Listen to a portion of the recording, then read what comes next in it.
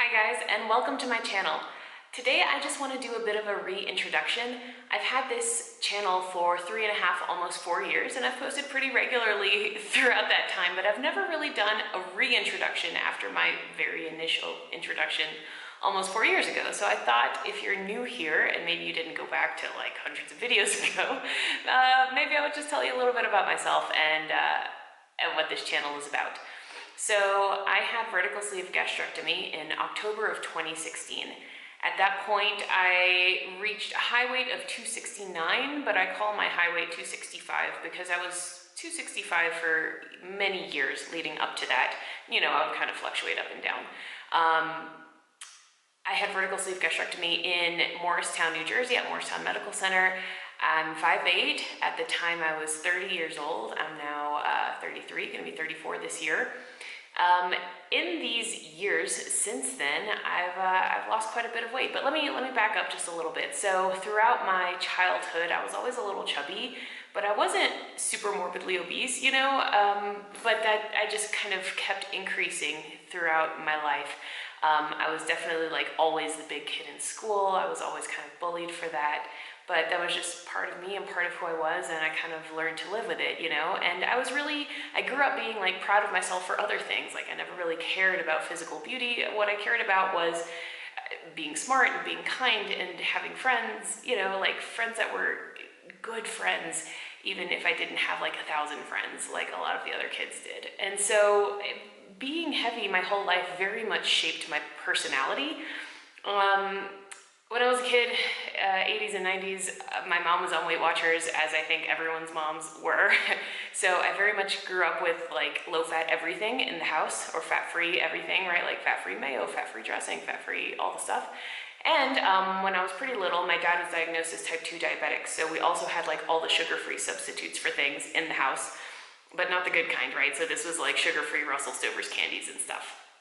And his diabetes treatment included eating, like per his doctor, whole wheat pasta, whole wheat bread, brown rice, stuff like that, right? So I think the knowledge surrounding how to treat diabetes has changed a lot in the last 20 and 30 years. But anyway, so that was, you know, my childhood.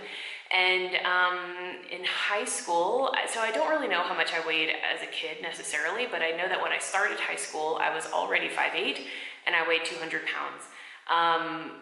And then the summer before senior year, I did Sugar Busters. No, I did Weight Watchers. I've done all the diets, you know. I did Sugar Busters in 8th grade and I lost like 30 pounds. But then I gained it back when I got off of Sugar Busters.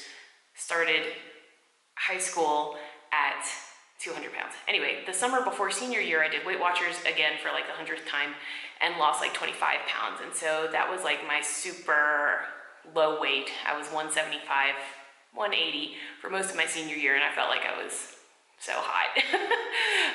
And then I started college and I went back up to about 200 because the summer between high school graduation and my first year in college, my dad was diagnosed as having pancreatic cancer, and he was given 4 months to live. In fact, he lived 6, but he passed away in February of my freshman year of college. So I withdrew from college, that I took a medical leave and took a year off. Anyway, within the like 6 months that he was sick, I gained like 50 or 60 pounds. It was a lot, it was really fast. I was super depressed, literally eating like a gallon of ice cream every day. Like it was a really hard time, right? And then from like the rest of college, I just had trouble losing that weight again. I would kind of fluctuate between 230, 250. And you know what's funny is that I've always enjoyed movement and activity. I've always considered myself, or at the time, I always considered myself to be like really healthy, but just overweight. So I never had high blood pressure. My blood sugar was good. You know, cholesterol was always good. I used to work out a lot. When I was younger, I was a competitive swimmer. When I was in college, I started teaching aerobics classes, like group fitness classes. I always did step classes even from when I was little because my mom liked them. So I started going to the gym with her when I was like 8 years old. But when I was in college, I got certified to teach group fitness classes. So I was teaching spinning, step, BOSU, weights classes, all kinds of stuff. Here I was weighing 250 pounds, teaching like 10 classes a week. And I loved it, you know, like I felt like I felt good. I thought I was like energized. I never it never really dawned on me that my life would be different if I lost weight. I always felt like I was healthy, I was energetic, I had friends, I dated. Like, my life was, I think on some level I was very much in denial about my weight, because it didn't affect me at all. Until, so I continued teaching group fitness classes until I started dating my now husband in 2011, and then I was so busy dating him that I stopped teaching at the gym, and I gained another 20 or 30 pounds. So we knew each other from before, but when we started dating again was 2011. We got married in 2013. So in those 2 years, I gained another 30 pounds or so. And I got married at my high weight of about 265. And I maintained that weight. That was 2013. I maintained that weight until I had my surgery in 2016. The reason I ended up having weight loss surgery was because I was diagnosed as type 2 diabetic in December of 2015. I was 29 years old at the time, and because my dad had diabetes, I kind of always had it in the back of my mind. My doctors had always told me, this is hereditary, something to keep an eye out for, whatever. But in my mind, that was not a problem that I had to think about until I was older. I very mistakenly thought that type 1 diabetes was for kids and type 2 diabetes was for older adults. And here I was in my 20s. I didn't think that could happen to me. And it did. I was diagnosed as full-on type 2 diabetic in December of 2015. I was 29 years old. So I started working with an endocrinologist. I was taking metformin, and she also referred me to her dietitian as part of her clinic. And her dietitian put me on a low-carb diet. At the time, low carb was 100 grams of carbs or less. So, not keto or anything like that, but it was a significant decrease from what I was eating before.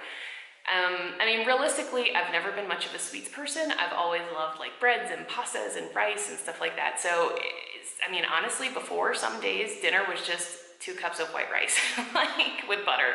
I never really was into cookies and stuff, but definitely ate a very carb-heavy diet. So, in hindsight's 2020. It's no surprise that I gained so much weight and that my, blood sugar was so out of whack.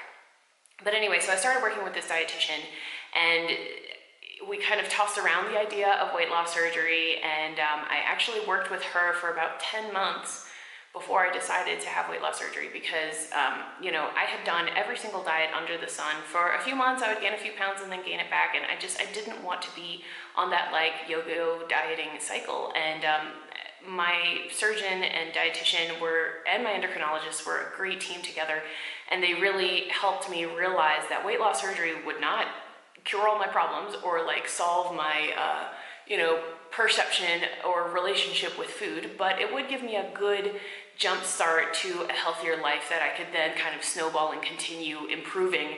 And because I was so young and diabetic, they were like, we need to get a move on this. You can't kind of dilly-dally for years and years. You're gonna do a lot of permanent damage. So I went ahead and decided to have vertical sleeve gastrectomy, and that was in October of 2016. So I had been working with the dietitian and the endocrinologist for 10 months at that point, and they were fully on board. They recommended it, that it was a good option for me.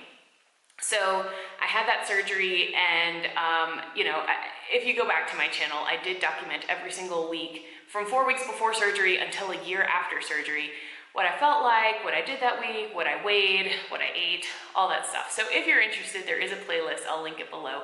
But I will say, in that first year, in terms of what I was eating, at the very beginning, your stomach is a little swollen from healing and the incisions, so you can't really eat a lot at the very beginning. But slowly over time, you can eat more, and you should eat more, right? You don't want to not eat anything for the rest of your life. The goal is to get you to be a normal, healthy person. So anyway, over that first year, I kind of slowly increased my calories, but at the same time, working with my dietitian, I kind of decreased my carbs.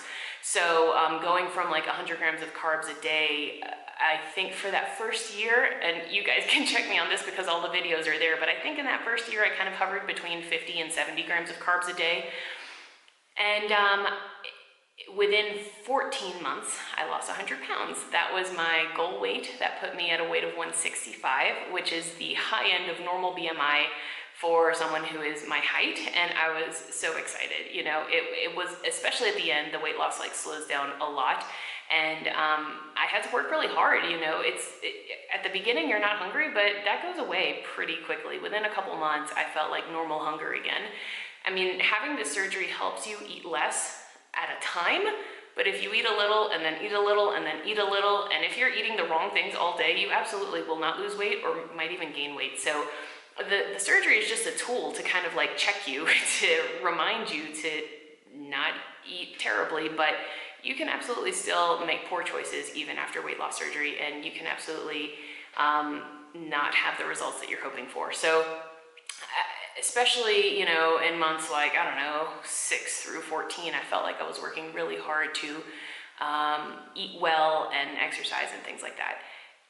One thing that I heard a lot in other people's YouTube videos was that you very much have to still be conscious of what you eat post weight loss surgery. And that's something that hadn't like fully clicked for me until I was there. I thought going into it that I would just eat like small portions of whatever for the rest of my life and I'd be fine and I would lose weight and it would be great. But no, like I said, you very much have to eat well in order for this thing to work. So yeah, after 14 months, I was down 100 pounds. And then I tried to like maintain that weight loss. And fast forward to now, that's been a bit of a struggle. As of now, I'm still down like 70 to 75 pounds. So I've regained some. I've lost some of that regain. But I would say the maintenance part is a real challenge because now you're a normal person. You can eat. I certainly can't eat the portion sizes that I was eating before when I was morbidly obese. But I do eat the portion sizes that like normal healthy thin people eat. So it's not like I'm eating this much, I'm eating like a normal plate of food. So I still have to be very conscious about what I eat. So after I reached my goal weight, I kind of toyed with lower and lower carb, and I think now it's fair to say that I eat a fully ketogenic diet. So I try to stay between 10 and 20 total carbs per day. I've embraced higher fat. I've worked really hard at like getting rid of that Weight Watchers mentality. There's so many studies and research out there that show that fat is really actually good for you, and protein is good for you, and sugar and carbs are often the problem that lead to all these illnesses. Anyway, that's not for me to convince you on. There's so many resources that I could point you to if you're interested.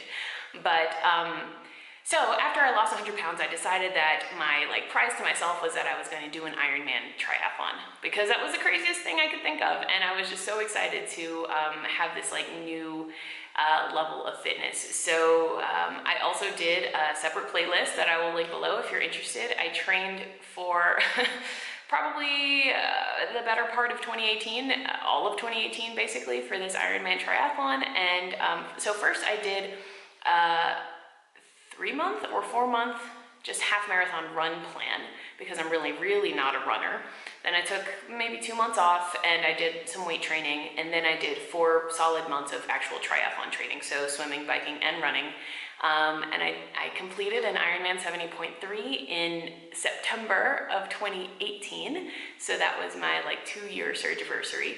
At that point, I was 20 pounds up, 15 to 20 pounds up, and that was really hard for me because I was exercising so much and burning so many calories that I was hungry, and it was hard for me to find that balance of eating well. But anyway, that playlist is there if you're interested in seeing it.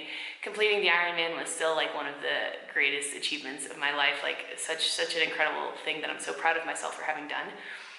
And that was the end of 2018. So here comes 2019, and I struggled with maintenance. I struggled to lose that weight. I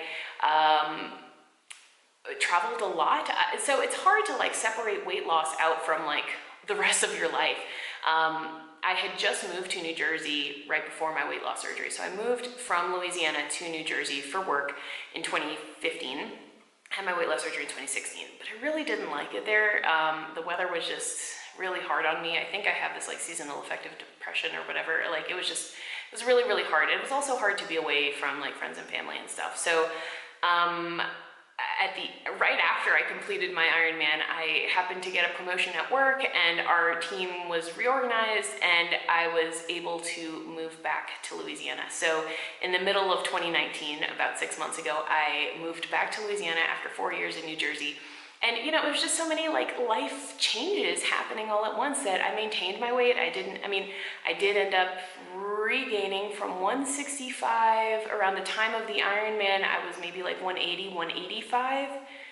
And then by the end of 2019, I had reached like 205. So, you know, that's like 40 pounds, and that was a lot. So now I'm back down to like 190, 195. I've lost like 15 pounds in the last few months, which I feel really good about. But this year, 2020, I'm really gonna focus on losing that weight again. I don't wanna maintain in the 190s. I would like to maintain in the 170s. So that's my goal for the upcoming year, and it's kind of an all-over quick recap of who I am and what I've done here on this channel. So for that first year, I documented every week. Since then, I've tried to document at least once a month my weight and what I did for that month. So there are separate playlists for that. There's a playlist for the triathlon training. And, you know, one of the things that's just been incredible about this YouTube community that I was not expecting is that I've made a lot of friends along the way that have become real life friends on YouTube and on Instagram. People that I've met from YouTube and Instagram I've ended up meeting in real life. And when I do meet them in real life, we always do a 60-second interview. So I have a separate playlist of quick, fun, rapid-fire interviews that I've done with different folks that I've met from the community. So I will link those playlists below if you're interested. I think this week maybe I'm going to do a Q&A kind of video of just like common questions I get asked all the time.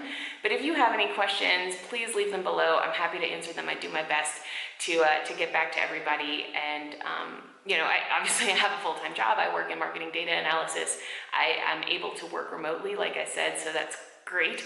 But you know, I feel so grateful to the YouTube community that I always feel it in my heart that I want to give back. So here I am. Thank you so much for watching. Thank you for following. If you have any questions, let me know, and I will talk to you soon.